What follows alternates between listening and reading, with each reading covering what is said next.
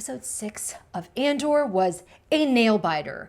I gasped, I cried, I was on the edge of my seat for the entire 46 minutes. Hey everyone, I am Jen Landa, and today we're going to dive into some of the highlights from Episode 6 of Andor, The Eye.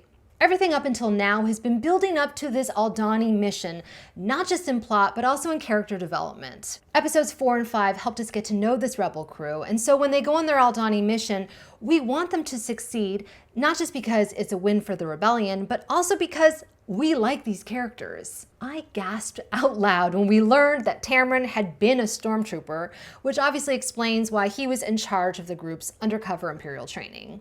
I was glad that we got confirmation that Vel and Cinta are in a relationship. It was alluded to in episode 5, and even though their relationship wasn't said outright, it's a small step towards having queer representation in Star Wars on screen, because we have gotten it in novels and comics, but it's really important that we also get it in TV series and movies as well, and hopefully this is just the beginning.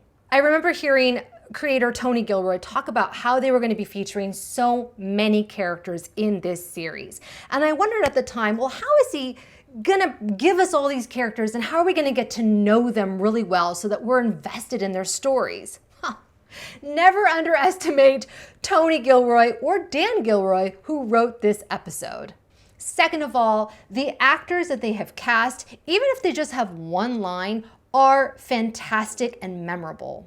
Another thing I enjoyed was seeing more of the Imperial way of life, showing the family life of the Commandant, give us insight into how Imperials expect their children to get involved in the family business. I mean, just look at Cyril Karn and his mother, who is so invested in his career, and his uncle Harlow, who we will probably meet in the near future.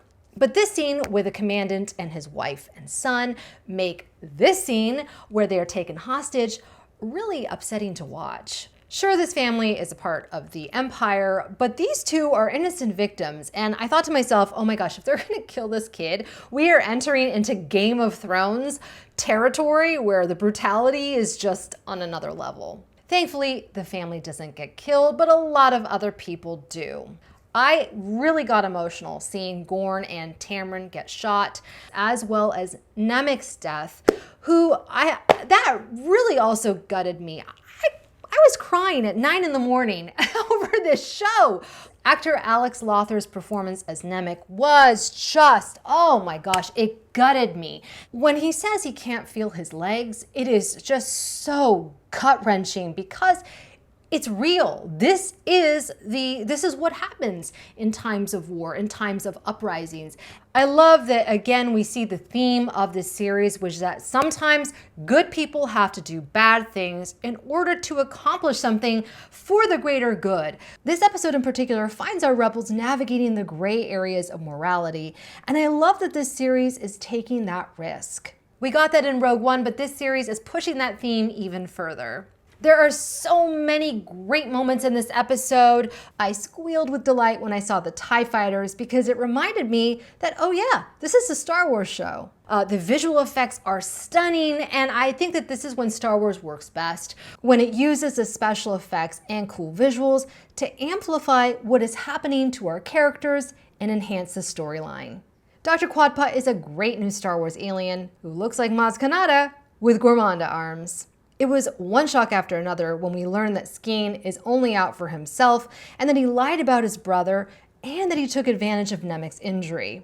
Cold-blooded. And it was another shock when Cassian just decides, you know what? Everyone is better off without this weasel. Director Susanna White did a stellar job at balancing all that Star Wars heisty action and visual effects with intimate moments that reveal so much about each of these characters. And as for Cassian, he's not quite a rebel hero yet. Cassian at this point is rejecting the rebellion, which works for our story because we're halfway through this series. We have 6 more episodes left. I imagine Cassian won't come around until episode 12 of this season, probably after he reads Nemik's manifesto, so that season 2 of Andor will show his role in the rebellion and lead us right into the events of Rogue One. chef's kiss. I can't wait.